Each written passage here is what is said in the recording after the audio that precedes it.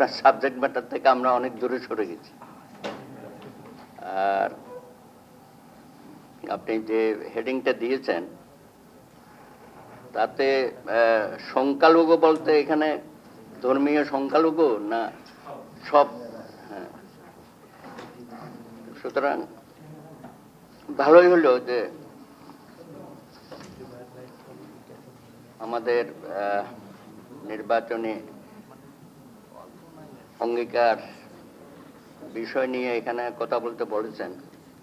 54 বছরে তো আমরা অনেক দেখেছি যে নির্বাচন হয়েছে, বিভিন্ন দল ক্ষমতাসীন ছিল, তাদের অঙ্গীকারও দেখেছি।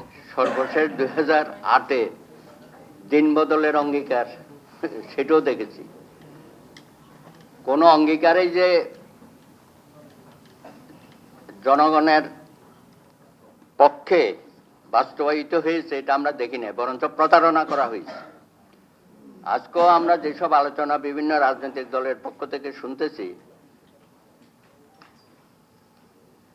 এই ব্যাপারে আমাদের মানুষের মধ্যে খুব আগ্রহ নেই, অতীত যা হয়েছে আর। যেমন ধরেন রাষ্ট্রধর্ম ইসলাম, এটা কি কারো অঙ্গীকার ছিল? কেউ তো দাবি করে নাই যে মুক্তিযুদ্ধের বাংলাদেশে সংবিধানে রাষ্ট্রধর্ম একটা থাকতে হবে। এরশাদ সাহেব এটা রাতারাতি স্বপ্ন দেখেছেন। 88 সনের বিনা ভোটে একটা নির্বাচন হয়েছিল, কারো কোনো দাবিও ছিল না। উনি জবরদস্তিমূলক ভাবে একটা এখানে রাষ্ট্রধর্মকে নিয়ে আসলেন। আসার পরে তখন 5 দল, 7 দল, 15 দল। এর আগে তো 3 জোটের রূপরেখা হয়েছে আরো পরে। তখনই তারা অঙ্গীকার করেছিল, হরতাল করেছিল, যে এরশাদের এই অসৎ কর্মকাণ্ডের বিরুদ্ধে তারা ঐক্যমত হয়েছিল, হরতাল করেছিল এবং বলেছিল যে আমরা যারা পরবর্তী পর্যায়ে আমরা রাষ্ট্র শাসনের পাবো, নির্বাচিত হব, তাহলে আমরা রাষ্ট্রধর্মটা বাতিল করে দেব। কিন্তু বাস্তবে তো সেটা হয় নাই। সেই রাষ্ট্রধর্ম নিয়েই আমরা চলছি। তাতে করে হলো কি, অন্যান্য সম্প্রদায় যারা ছিল তাদেরকে বিজাতীয়করণ করা হলো। আমরা বলি দ্বিতীয় শ্রেণীর নাগরিকে পরিণত করা হয়েছে। এই কথাটা অনেকেই আমরা স্বীকার করতে চাই না, এবং এটার প্রতিফলন সামাজিকভাবে আমরা সব জায়গায় দেখছি। আপনি নিয়োগের ক্ষেত্রে দেখেন, প্রমোশনের ক্ষেত্রে দেখেন, এমনকি উচ্চ আদালতের ক্ষেত্রেও দেখেন, সব জায়গায় বৈষম্যের চরম শিকার হচ্ছে। বৈষম্যহীন সমাজ ব্যবস্থা কায়েম করার জন্য আমরা যে আন্দোলনটা করলাম, গণ অভ্যুত্থান, এরপরও গত 17 মাসে যেসব কর্মকাণ্ড হয়েছে, এই মাসে প্রায় 60 জন ধর্মীয় সংখ্যালঘু সম্প্রদায়ের লোকজনকে হত্যা করা হয়েছে, আগুন দিয়ে পোড়ানো হয়েছে। প্রতিদিন প্রতি রাতে গ্রামে গঞ্জে বাড়িঘর পোড়ানো হচ্ছে। কালকেও মহেশখালীতে হয়েছে, এর আগে রাউজানও হয়েছে। এমনকি বাইরে শিকল লাগিয়ে আগুনগুলো দেওয়া হচ্ছে। কিন্তু কোনো ব্যাপারে সরকারের কোনো ভ্রুক্ষেপ নেই। যখনই আমরা দাবি দেওয়ার কথা বলি, তারা দেখছি দেখব। গত 17 বছরে তো এগুলোই দেখেছি। রামু থেকে শুরু করে আজ অবধি কোনো একটা ঘটনার সুস্পষ্ট তদন্ত হলো না, বিচারের আওতায় আনা হলো না। সব সময় আমরা দেখেছি সরকার এই বিমাতা সুলভ আচরণগুলো করে যাচ্ছে। প্রাণ সসের মাখামাখি টেস্ট বার্গারকে করে তোলে আরো ইয়ামি, আরো জোস। প্রাণ সস, সসের বস। আর নির্বাচনের ক্ষেত্রে দেখেন, এইবার যে রাজনৈতিক দলগুলো নমিনেশন দিয়েছে, 2-4 জন হাতে গোনা কয়েকজনকে দিয়েছে। এটা তো দিন দিন শেষ হয়ে যাবে। এটা তো 1-8জনও আমরা প্রতিনিধি পাবো না। আপনি 54 সনে 74 জন ছিল ধর্মীয় সংখ্যালঘু, যখন পৃথক নির্বাচন ছিল। এখন তো এটা শেষের দিকে, 4-5 জনের বেশি নাও আসতে পারে। তাহলে তো আবার সেই পৃথক নির্বাচনের দাবিটা চলে আসছে। আমরা কি আবার সেখানে ফিরে যাব? কিন্তু আমরা গণতান্ত্রিক পরিবেশে আমরা তো সবারই সমান অধিকার নিয়ে লড়াইটা করছি। এখানে সাংবিধানিকভাবে আমাদের অনেক অঙ্গীকার আছে। কিন্তু পরিস্থিতি যা হচ্ছে দিন দিন, এখান থেকে বেরোনো খুবই কঠিন। উচ্চ আদালতে দেখেন আপনি, এই আমাদের হাইকোর্ট বিভক্ত হয়েছিল 8টা বিভাগে, এরশাদ সাহেব করছিল, সেটা আমরা আইনজীবীরা বিচারকরা মিলে সেটাকে ফিরে এনেছি, রায় পেয়ে গেছি। আর রাষ্ট্রধর্ম নিয়ে যখন চ্যালেঞ্জ করা হলো, জজ সাহেবরা এম্বারাস হয়ে গেল, কেউ কোনো এটাতে হাত দিতে চাইল না। এবং সেই মামলা কারা করেছিল?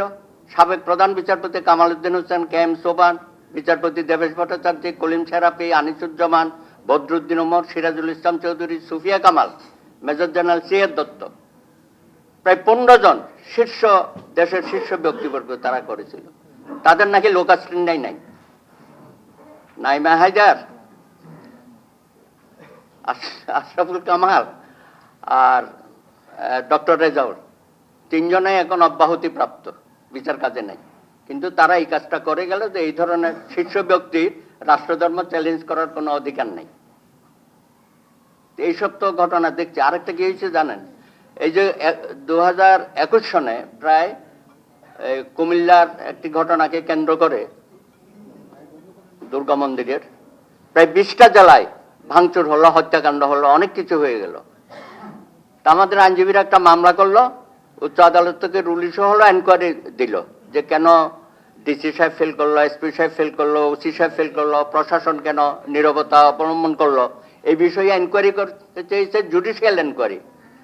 আর তৎকালীন সরকারের অ্যাটর্নি জেনারেল আমিনুদ্দিন সাহেব তিনি চেম্বার জাজে গিয়ে সেই এনকোয়ারিটাকে বন্ধ করে দিল।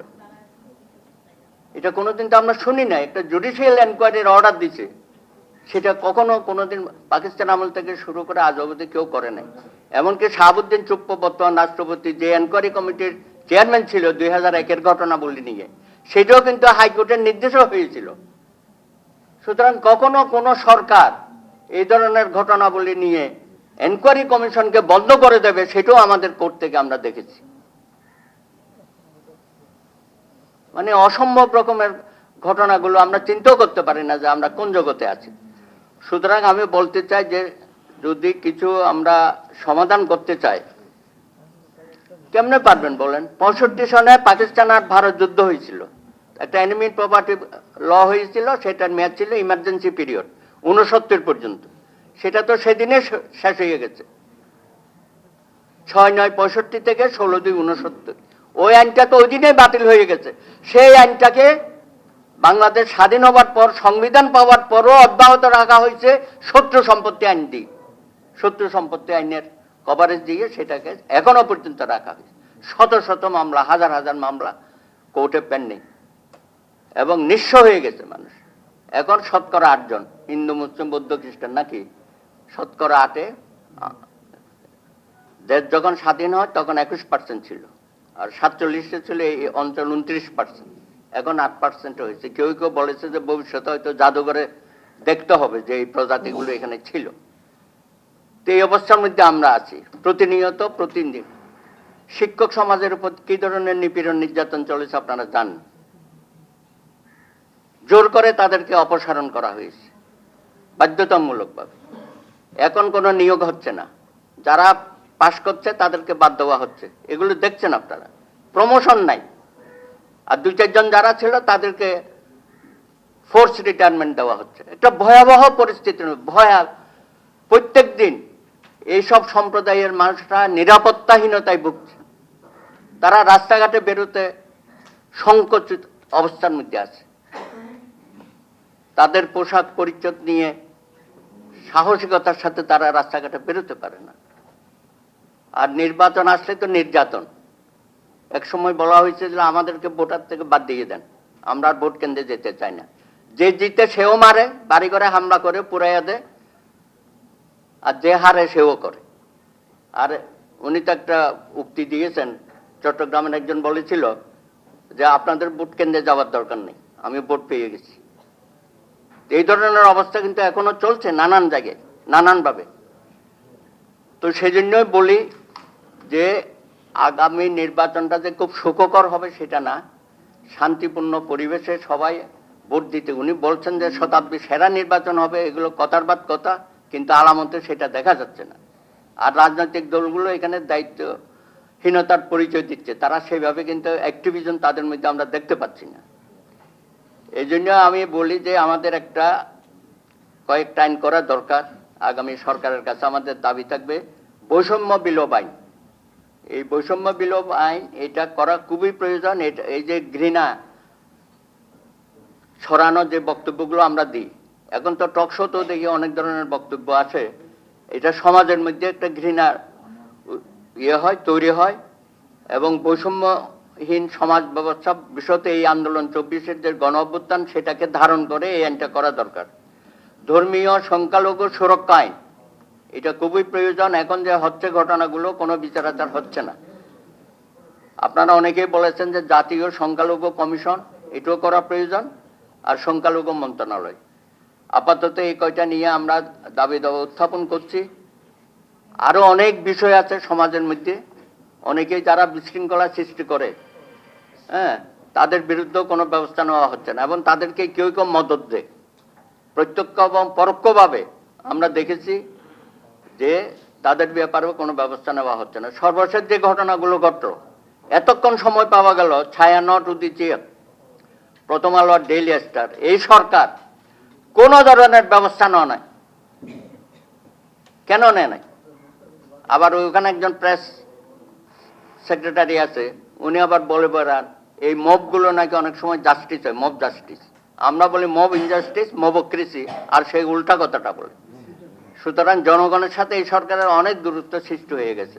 যাই হোক, এক আধ মাস আছে, যত দ্রুত বিদায় হয় তত জাতির জন্য মঙ্গলজনক হবে। আগামী দিনের ভালো কিছুর প্রত্যাশায় আমরা থাকি। ধন্যবাদ। অনেক ধন্যবাদ।